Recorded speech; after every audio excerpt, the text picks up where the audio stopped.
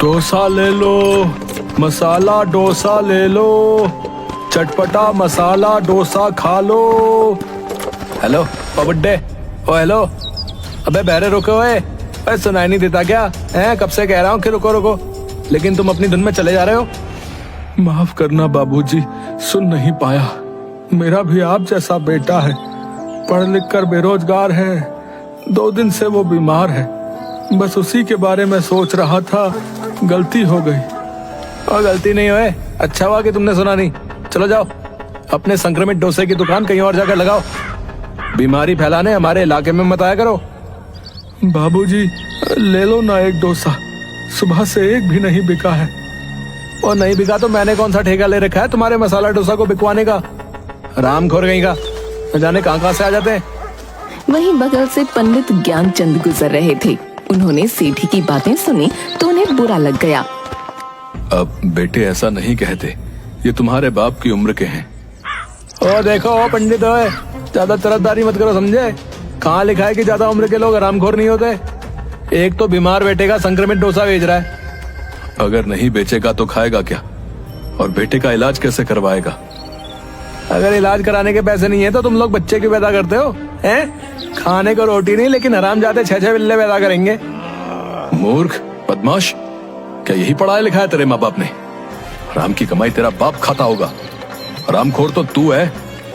चलिए पंडित जी, इसे मुंह लगाकर अपनी जुबान क्यों गंदी कर रहे हैं? जाने दीजिए, हम लोग तो पल दो पल के लिए इनसे मिलते हैं। सोचो माँ बाप कितना झेलते होंगे जिनके साथ ये रहता होगा। ज्ञानचंद और बाबूलाल वहाँ से चले जाते हैं। इधर सेठी उन लोगों की बात को अपनी प्रतिष्ठा से ले लेता है और बाबूलाल को मजा चखाने के लिए बिलुआ से जाकर मिलता है।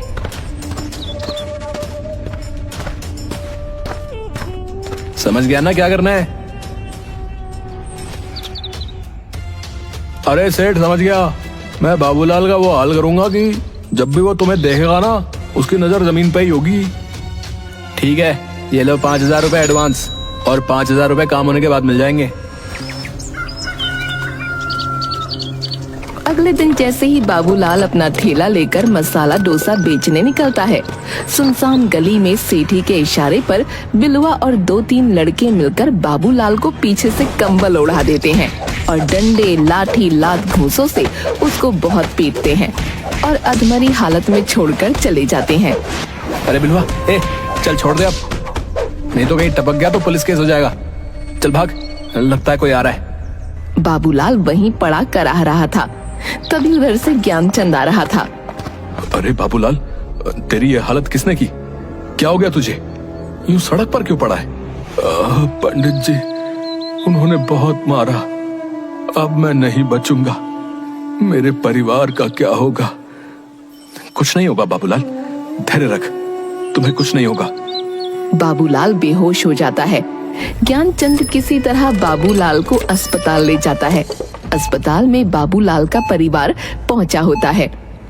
देखिए, इनके माथे पर बहुत चोट आई है, जिससे इनकी याददाश्त भी जा सकती है।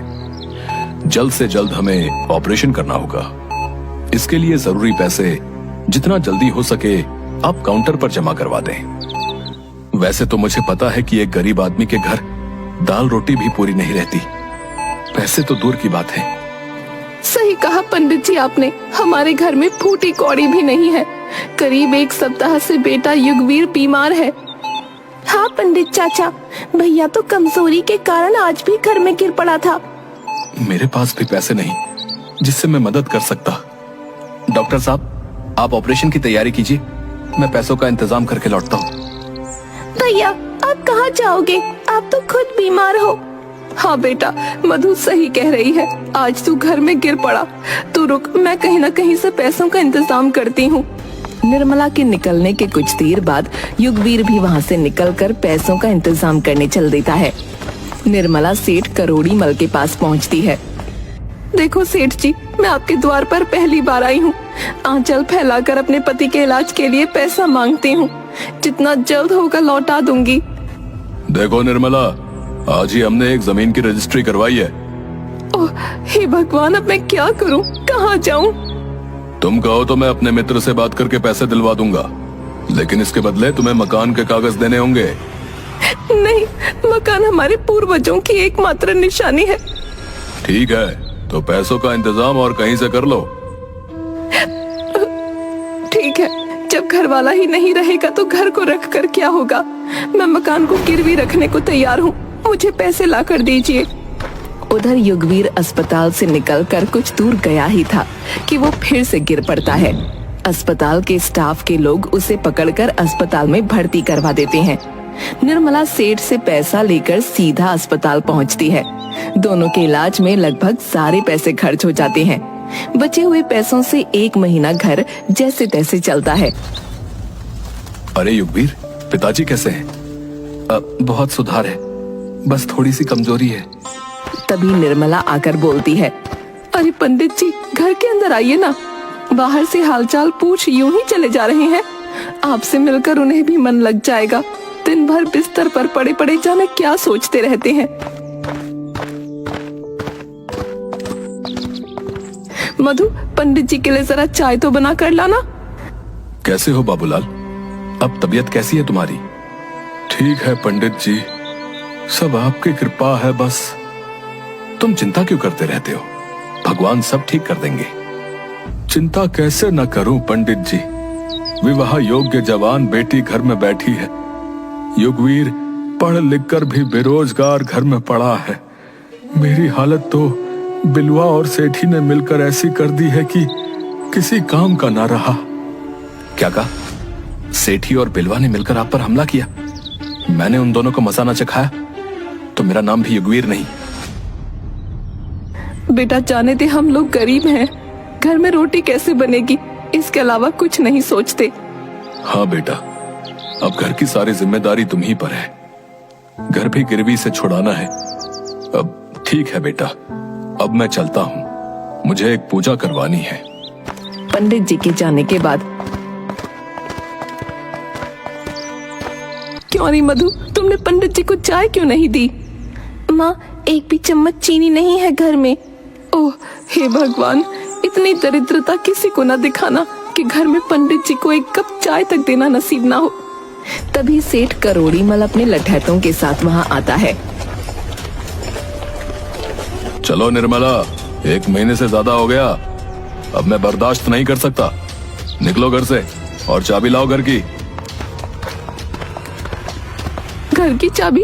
और तुम्हें क्यों दूं? क्योंकि अब ये घर मेरा है। तुमने जो बाबूलाल के इलाज के लिए घर भेज दिया था, वो याद नहीं क्या है? ये देखो उसके कागज। अरे चलो भाइयों, अपने अपने काम पर लग जाओ। सारा सामान बाहर निकाल कर ताला लगाओ जल्दी। कमीने, तुझे कीड़े पड़ेंगे। गिरवी के नाम पर पूरा मकान लिखवा लिया। याद रख करोड़ीमल, ऊपर वाला सब देख रहा है। करोड़ीमल सारा सामान घर के बाहर फेंकवा कर घर में ताला लगा देता है।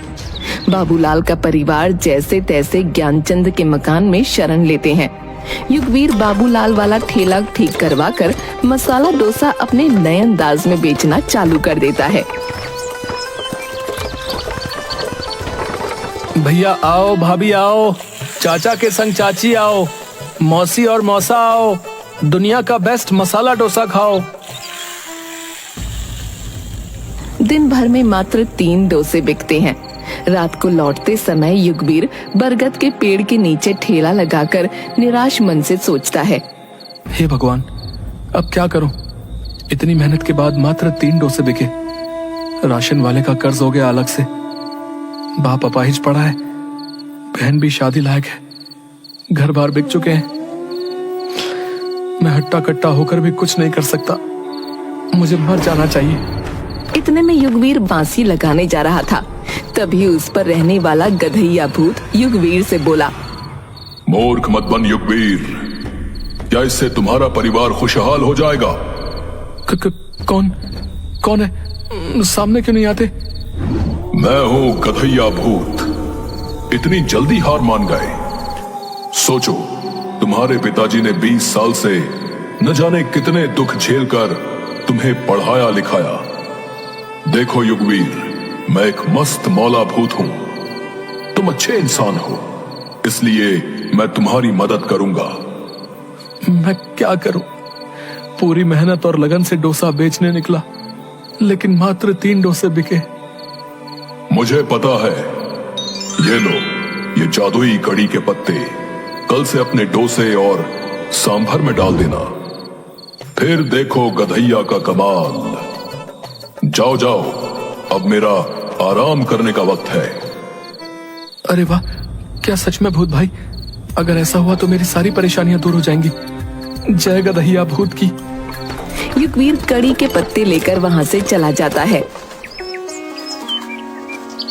और दूसरे दिन अपने डोसे और सांभर में कड़ी के पत्ते डालकर बेचने निकलता है। बन गया आज सारा माल। खुशबू तो लाजवाब आ रही है, थोड़ा चक्कर देखता हूँ। तभी थोड़ा सा सांभर कटोरी में लेकर चखता है। अरे बाप रे, इतना ज्यादा टेस्टी सांभर कैसे बन गया? वाह वाह, मजा ही आ जाएगा।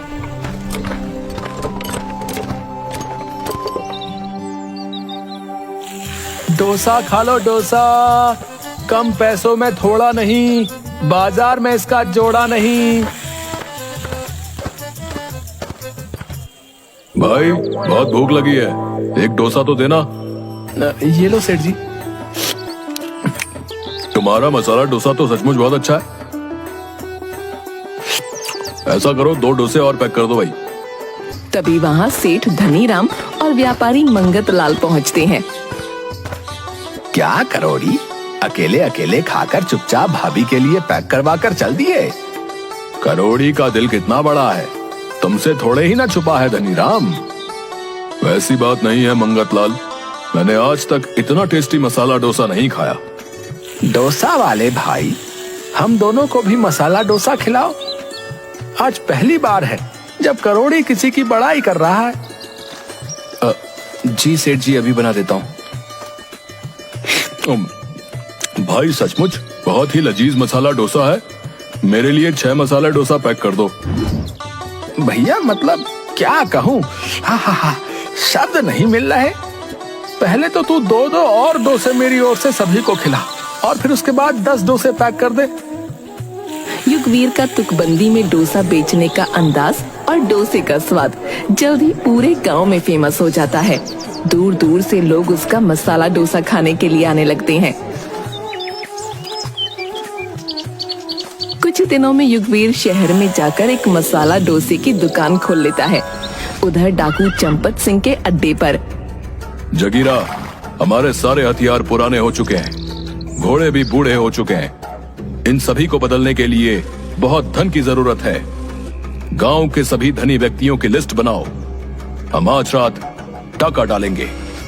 जी सरदार, सेठों की लिस्ट में सबसे ऊपर करोड़ी मल का नाम है। सुना है अभी उसके बाद बहुत पैसे हैं। कोई बहुत बड़ा कारखाना शुरू करने के लिए कई बैंक और पूंजीपतियों से कर्ज ले रखा है। तब तो ठीक है, हमारी सारी जरूरत के पैसे एक ही जगह मिल जाएंगे।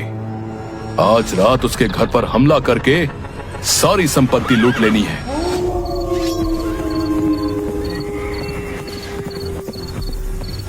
रात में करोड़ी मल के घर पर सरदार, मैं बर्बाद हो जाऊंगा, मत लूटो, ये सारे मेरे पैसे नहीं हैं।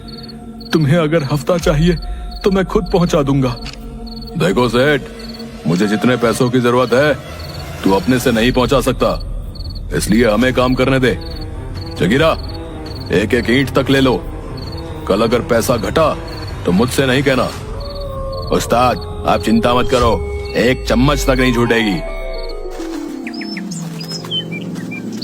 लूट की खबर फैलते ही करोड़ी मल को कर्ज देने वाले उसकी सारी संपत्ति को नीलाम कर अपना कर्ज वसूल लेते हैं।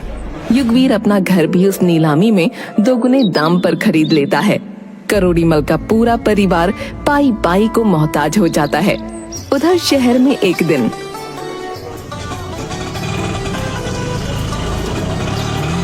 बेटा युगवीर, अमेरिका और जापान से कुछ डेलीगेट्स आए हुए हैं मसाला डोसा की फ्रेंचाइजी लेने के लिए। ठीक है चाचा, उनसे मिल लेंगे। पहले मधु की शादी के लिए डायमंड मर्चेंट से मिलकर शादी फाइनल कर लेते हैं। लड़का बहुत अच्छा है। आओ बैठो गाड़ी में, आप भी चलो। माँ पिताजी वहां पहुंचे हुए हैं। एक बात और कहनी थी, हमने वेटर के लिए जो वैकेंसी निकाली थी उसमें करोड़ीमल और उसके बेटे सेठी का भी सीवी आया हुआ है। उन्हें क्या करना है?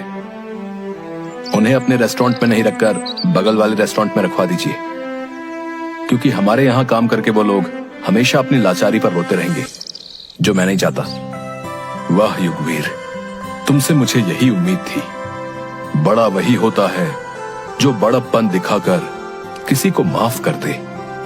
तुमने तो उससे भी आगे बढ़कर उन्हें नौकरी दे दी।